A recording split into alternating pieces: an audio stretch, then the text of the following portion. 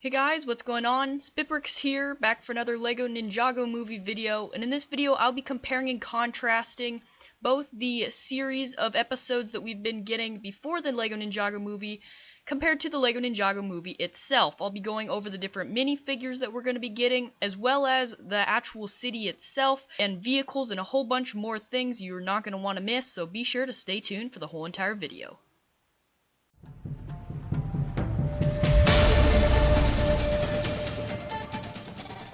Alright guys, so like I said, I am back today with another LEGO Ninjago Movie analysis video. I'll be comparing and contrasting both the TV series of LEGO Ninjago to the actual movie that we are going to be getting in September of this year, 2017. Now before I go on explaining any of these differences, it's very important for me to remind you guys that the LEGO Ninjago Movie is not at all on the same storyline as of the TV shows that we were getting on Cartoon Network. It's a completely different storyline. Some of it may resemble the Ninjago movie, but remember that the voice actors are different, we're going to have different villains, and it's going to be kind of really weird because it's not the exact Ninjago City that we know of from the TV show, so just wanted to let you guys know that before I jump into these differences. So without further ado, let's go ahead and get started. Now to start things off, let's go ahead and look at the main villain for the LEGO Ninjago movie. This, of course, is Lord Garmadon. Now, he was also a villain in the TV show, and he started off as Sensei Wu's brother, who became evil, fell into the underworld, and then, of course, controlled the skeleton army. Now, Lord Garmadon in the LEGO Ninjago movie is not going to have a skeleton army. He's going to have a different army that you'll see later on in this video. And whether Lord Garmadon in the movie is actually Sensei Wu's brother, we don't actually know that 100% yet, but I assume he will be. But again, he might not be. It's a completely different sort of storyline, so we'll have to see on that. Now, as far as differences go between these two Lord Garmadons, obviously in the TV show, we also had him with 4 arms. You can see we get a new helmet for him, though. Kind of looks more like a samurai helmet. I actually really like it. It's going to be a brand new piece, so that's going to be really awesome to get. However, there is no place to put a bone, which I really like the bone part on the Lord Garmadon minifigure whenever he was evil in the TV show. You can also see that the Lord Garmadon in the movie is going to have a sort of cloak or a cape on with some new armor underneath it. You can see the printing there. Looks like we're going to get kind of like a shiny print, so that'll be pretty cool. There's also some shoulder pads or shoulder armor on that Lord Garmadon on the right as well. So these are just a few differences. Now his role of being Lloyd's father is going to be the same, which I really like. Obviously that's kind of like the main sort of storyline that both of these share in common, you know, that Lloyd is the Green Ninja. And I really like that they stuck with that, but there are a lot of other differences. So let's go ahead and continue on. Next up, I'm going to be looking at the dragons. Now in the first trailer for the LEGO Ninjago movie, we got one scene with a dragon in it, and this is Lloyd's dragon, and as you can see, the dragons have really shifted. You can see now that we get these more of a cultural looking dragon, kind of like a Chinese New Year sort of dragon, if you guys have ever seen those around that holiday. You can see it's made out of a lot of different pieces, a lot of different scales. Really hope this ends up being a set. Looks really cool, but as you can see, there's no really defined wings. It's kind of more like a serpent that kind of floats and flies through the air, and that's a big change from the actual TV show, which of course we got the dragons from basically the first 2 waves of LEGO Ninjago sets were kind of the iconic dragons whenever we first got the dragons, and that kind of set the tone for the rest of the sets and the series that we still have coming up today, like the Hands of Time. And here you can see some of the dragons, like the fire dragon here, which is my personal favorite dragon. Looks really cool, but you can definitely see a difference between this dragon and then, of course, Lloyd's dragon that we saw in the trailer. This one's definitely looking more like a fierce dragon, while the other one is, like I said, kind of going back to cultural roots at that time. Now, also in the trailer, we got a scene with a boat in the water. Now, whether this is actually going to be the Destiny's Bounty of the new LEGO Ninjago movie, I'm not 100% sure on that, but I'm hopefully assuming that it will be. I love the Destiny's Bounty from the actual TV show, and if this is, I'm going to assume that it is for this video, you can see we do have a few differences. There are a few lanterns on there. The actual kind of build of the ship is kind of the same as what we used to get.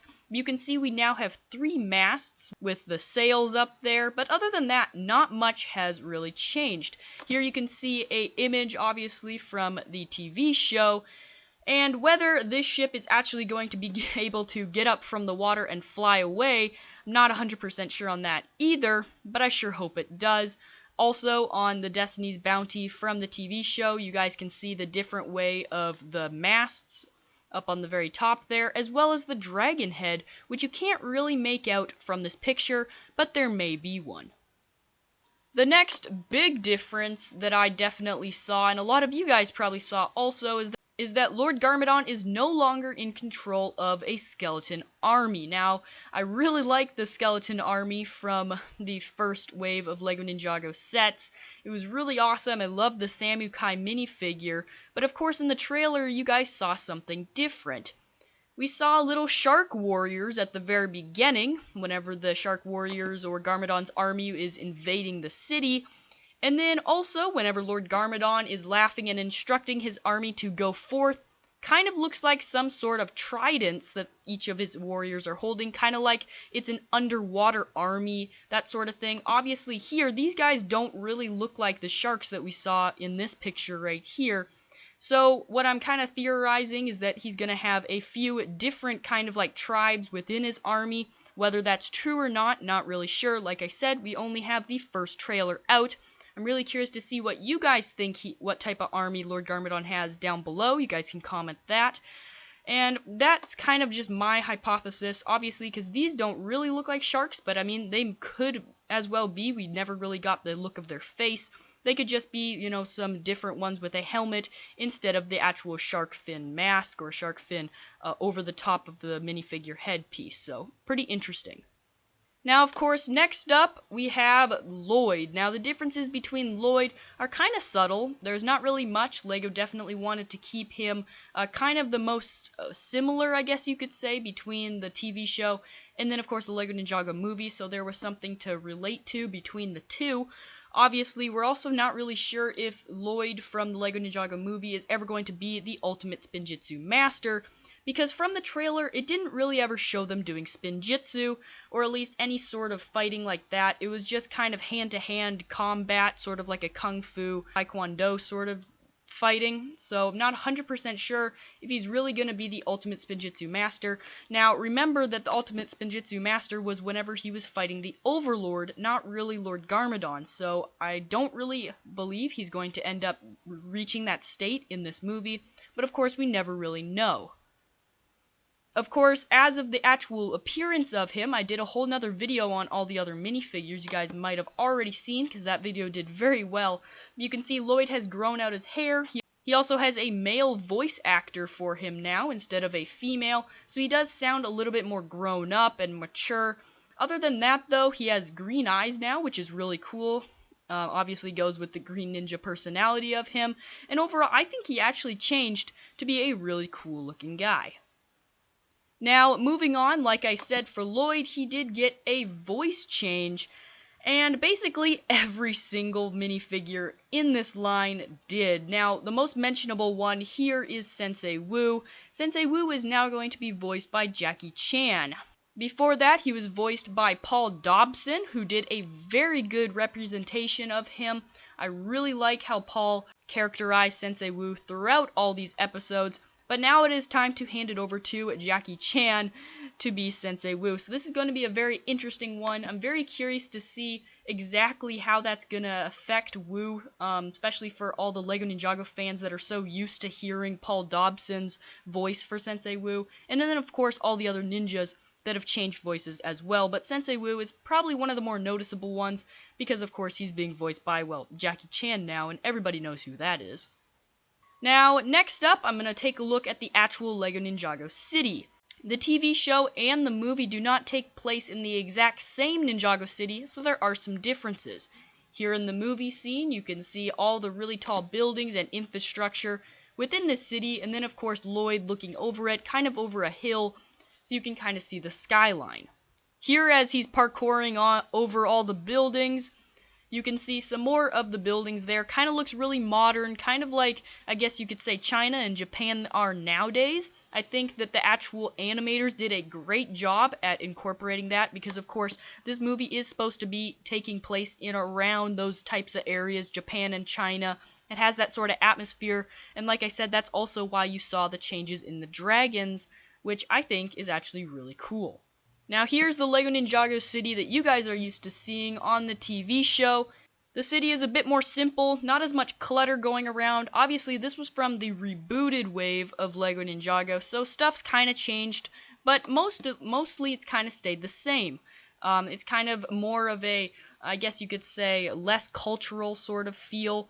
Kind of looks like it would be more up north, but then again, that's just because of this picture with the snow. But if you ask me, it does not really seem like this city right here would be receiving any snow.